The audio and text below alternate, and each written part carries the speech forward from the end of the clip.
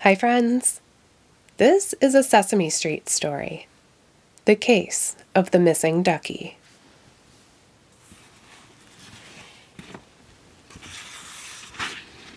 The day the ducky disappeared was Ernie's birthday. Because it was a special day, Ernie had decided to spend it doing things he liked to do. And the thing he liked to do the most was take a bath with his rubber ducky. Right after breakfast, Ernie went into the bathroom and filled the bathtub with water. He put a brand new bar of soap in the soap dish, and he hung a soft, fluffy towel on the towel rack. Ernie picked up Rubber Ducky and gave him a little squeeze. "You know, Rubber Ducky," he said, "you are my very best friend. I could never take a bath without you. Who would I talk to if I felt lonely? Who would cheer me up if I got soap suds in my eye? Gee, Rubber Ducky, I'm awfully fond of you."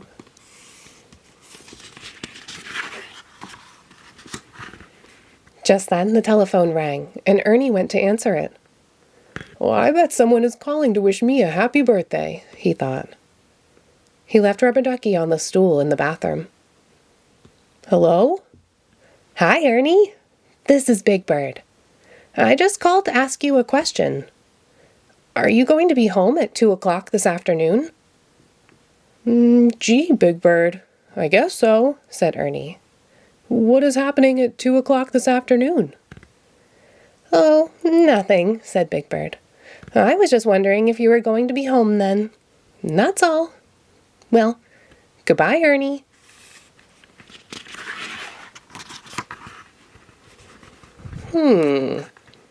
Big Bird didn't wish me happy birthday, thought Ernie.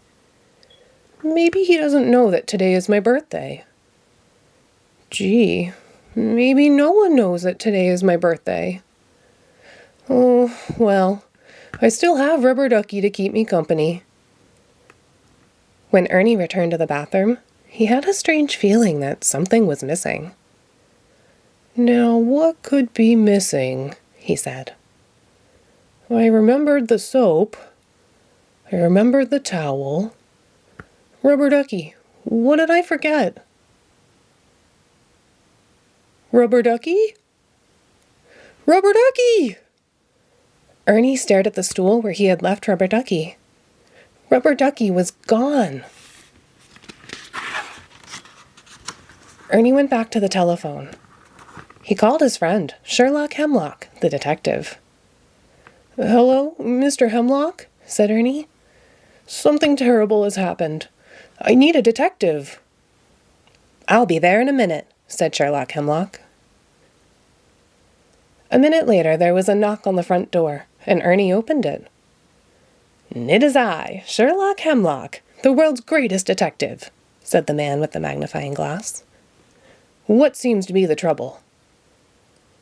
"Well, I was going to take a bath when I noticed that something was missing," said Ernie. Sherlock looked at Ernie very carefully. "Aha! I have it," he cried. "Your clothes are missing." "My clothes are in the bathroom," Ernie explained. "Then I will begin looking for your clothes in the bathroom," said Sherlock.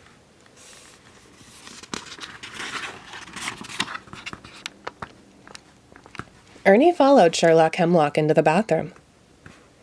"Gadzooks! I have found the missing clothes!" cried Sherlock. "But my clothes were never missing," said Ernie. "The thing that is missing is—" "The soap," said Sherlock. "No, not the soap," said Ernie. "The soap is right here." "It is—" "The bathtub," cried Sherlock. No, not the bathtub," said Ernie. "It is Rubber Ducky that is missing." "Of course," said Sherlock. "Now I understand. It all fits together. The soap, the bathtub, the towel hanging on the towel rack. You were about to wash dishes when—" "I was about to take a bath," said Ernie.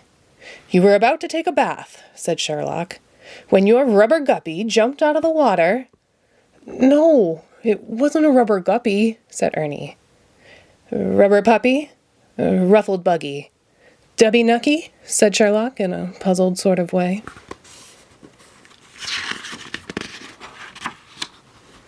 Ernie sighed sadly.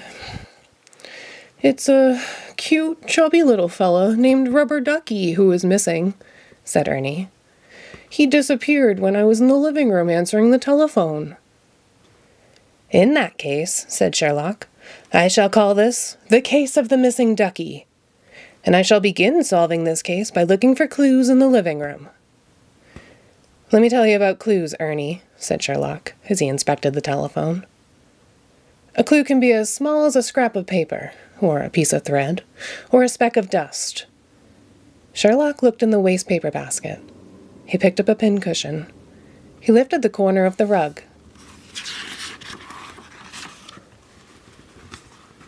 Sherlock opened the closet door and poked around inside. A clue can be something so tiny that no one but a detective would notice it, he told Ernie. But Ernie did not hear Sherlock. He was on his way back to the bathroom to take a bath. I guess I'll just sit in the bathtub and look at the faucet and talk to the soap and... what am I going to do without Rubber Ducky? But Sherlock did not hear Ernie. He was still looking for a clue. And I, Sherlock Hemlock, the world's greatest detective, will go on searching for the missing rubber. The missing rubber... Now, what was it that I shall go on searching for? Asked Sherlock Hemlock. 10 minutes later, Ernie was still sitting in the bathtub, staring at the faucet and feeling very sad. Because there is nothing sadder than being sad on your birthday. When Sherlock popped in, carrying a big box full of rubber bands. The case of the missing rubber bands is solved, said Sherlock. Gee, Mr. Hemlock, said Ernie. That's Bert's rubber band collection. His rubber band collection isn't missing. As Ernie was drying off, Sherlock stuck his head in the bathroom again. Here it is, he cried. The missing rubber plant. That's Bert's rubber plant, said Ernie. I didn't lose a rubber plant. How could I take a bath with a rubber plant? Ernie was just putting on his shirt when Sherlock appeared again. Sherlock's arms were full. I, Sherlock Hemlock, have found the missing rubber ball, the missing rubber raft, the missing rubber glove, and the missing rubber stamp. I'm sorry, Mr. Hemlock, said Ernie, but none of those things is missing. Just then, Bert came into the bathroom. Hey, Ern, he said. Have you seen my rubber stamp, my rubber glove, my rubber raft, my rubber ball, my rubber plant, and my rubber bands? They're all missing. Everything is here in the bathroom, Bert, said Ernie. Everything except Rubber Ducky. Egad, cried Sherlock. Don't tell me that Rubber Ducky is missing too. Finally, Sherlock decided to stop searching for clues in Bert's room and went into the kitchen. Gadzooks, he cried as he examined the wall.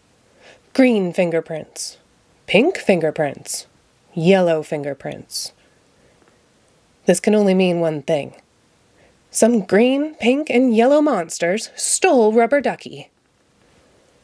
Sherlock decided to hide in the living room closet and wait for the green, pink, and yellow monsters to return.